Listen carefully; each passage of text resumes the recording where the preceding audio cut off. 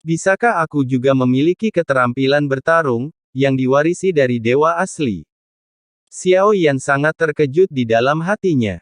Kemunculan Void God Armor dan Martial God Wings masih bisa dimaklumi. 82 tinju transformasi para dewa adalah keterampilan bertarung yang diwarisi oleh para dewa asli. Dan keterampilan bertarung ini membutuhkan kekuatan fisik yang kuat. Untuk melakukannya itu benar-benar membuat Xiao Yan merasa luar biasa. Ada banyak monumen batu. Xiao Yan langsung tertarik. Dia sangat penasaran, hal apa lagi yang bisa mengejutkannya yang namanya muncul di loh batu. Lanjutkan untuk melihat monumen batu lainnya. Benar saja, Xiao Yan melihat kata-kata, Ordo Kuno Keabadian dan Iblis, di tablet batu setinggi 100 kaki. Seperti yang dikatakan Zonggu itu hanya membutuhkan 10.000 poin kontribusi sebagai imbalan atas token kuno dewa dan iblis. Tentu nilai kontribusi 10.000 sebenarnya tidak terlalu kecil. Itu bisa ditukar dengan budak ilahi dengan kekuatan langkah keempat. Token kuno dewa dan iblis sepertinya tidak terlalu populer, jadi selalu ada di daftar ini, tapi yang membuat Xiao Yan penasaran adalah itu, bukankah ada batasan jumlah token kuno iblis abadi ini? Kalau bisa didapatkan dengan mudah, mengapa petunjuk tentang tatanan kuno makhluk abadi dan setan membangkitkan minat banyak orang luar? Bahkan Tianxun dan Ning Yao pun tertarik, bahkan terjerumus ke dalam perangkap fantasi, tapi pikirkan baik-baik menurutku itu juga tidak aneh. Tanpa segel budak, pasti akan sulit untuk memasuki dunia kuno keabadian dan iblis. Meskipun tidak sulit untuk mendapatkan tatanan kuno keabadian dan iblis di sini, namun sulit untuk memasuki alam iblis Halloween sebagai seseorang dari dunia luar. Bahkan Ning Yao dan Tianxun sama sekali tidak berani memasukinya. Bagaimanapun, jumlah orang kuat yang berkumpul di sini sungguh mencengangkan, bahkan tidak menutup kemungkinan ada orang kuat abadi di antara mereka. Jadi mereka hanya bisa mencari tatanan abadi dan iblis kuno yang tersebar di tempat lain. Hanya saja mungkin Ning Yao dan Tianxun tidak memikirkannya, dunia kuno yang abadi dan iblis sebenarnya telah memasang jebakan satu demi satu. Pada saat ini, ketika Zonggu sedang berkeliaran di aula, semua orang suci bersama Xiao Yan, aula budak ilahi tidak jauh dari aula semua orang suci, Ning Yao dan Tianxun perlahan membuka mata mereka. Dalam ilusi itu mereka bahkan mendapat orde kuno keabadian dan iblis menuju gerbang kuno, tapi saat ini ada rasa sakit yang hebat dalam pikiranku. Kedua matanya merah, dia telanjang bulat dari atas ke bawah, diikat dengan benang emas. Apa yang telah terjadi? Ning Yao hanya merasa sakit kepala hebat. Sampai saat ini dia tidak tahu apa yang terjadi, kami jatuh ke dalam jebakan. Petik 2. Tianxun di samping sepertinya bangun lebih dulu. Bukan hanya mereka yang ada di sini, lihatlah sekeliling, ada puluhan ribu sosok telanjang di sini terikat bagaikan hewan yang menunggu untuk disembelih. Ning Yao bahkan siap menggunakan kekuatannya sendiri untuk membebaskan diri. Tianxun di samping segera mengingatkannya, jangan repot-repot, di sini beracun, ada juga segel dan pembatas yang ditanam di tubuhnya. Ada risiko tubuh meledak jika Anda membatalkan secara paksa. Tianxun sepertinya sudah mencobanya, jadi matanya terlihat sangat kusam, tampaknya mereka tidak menyangka akan diplot oleh dunia kuno abadi dan iblis yang selama ini mereka anggap remeh.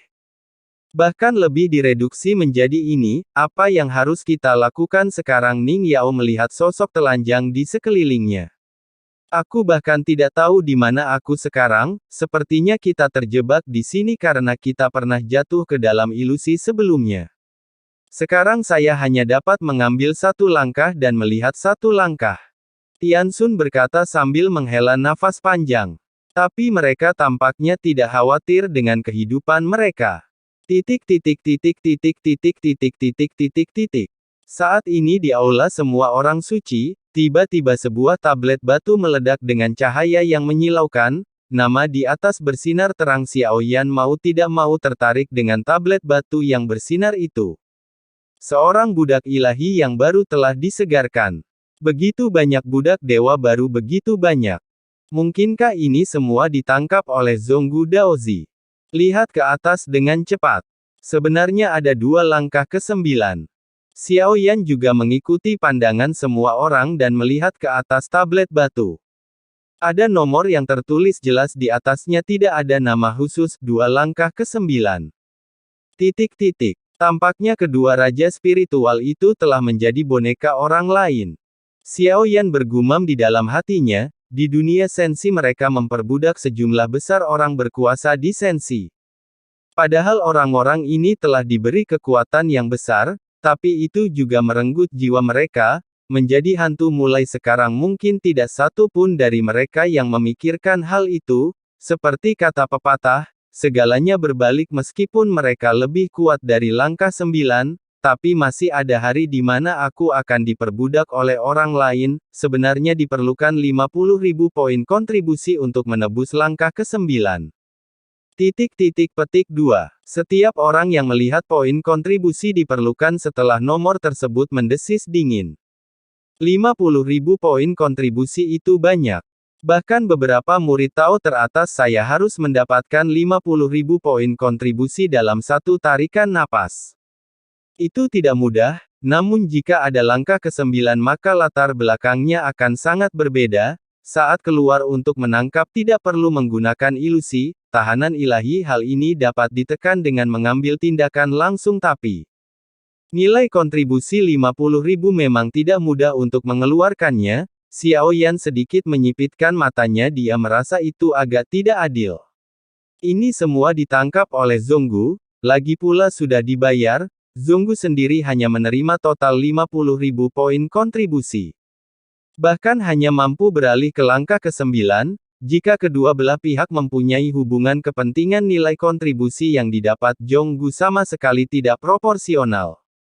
Bahkan porsinya pun terlalu sedikit. Tentu yang paling penting bukanlah kekuatan dari budak dewa itu sendiri, ini tentang menanamkan tanda budak yang kuat untuk menggerakkannya.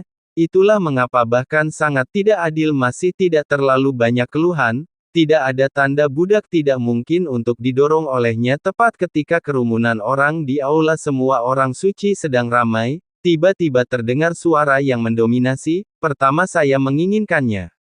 Begitu suara ini keluar, tiba-tiba, seluruh aula Halloween yang berisik menjadi sunyi dalam sekejap. Semua mata tertuju pada sumber suara. Sosok ini sudah tidak asing lagi bagi Xiao Yan. Jin Chang Daozilah yang melakukan pertukaran dengan Zhonggu di aula Senu.